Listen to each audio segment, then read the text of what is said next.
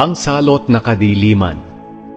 Sinabi ng Panginoon kay Moises, "Itaas mo ang iyong kamay sa langit para mabalot ng kadiliman ang buong Ehipto."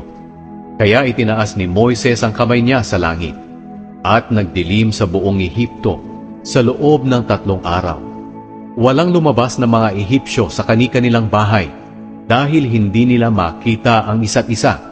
Pero may liwanag sa lugar na tinitirhan ng lahat ng mga Israelita.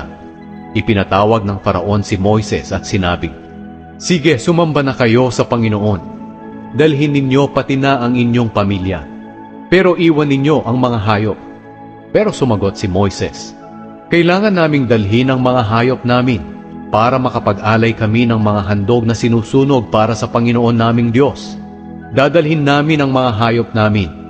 Walang maiiwan kahit isa sa kanila, sapagkat hindi namin alam kung anong hayop ang ihahandog namin sa Panginoon. Malalaman lang namin ito kapag naroon na kami." Pero pinatigas ng Panginoon ang puso ng Faraon at hindi niya sila pinaalis. Sinabi ng Faraon kay Moises, "Umalis ka sa harapan ko.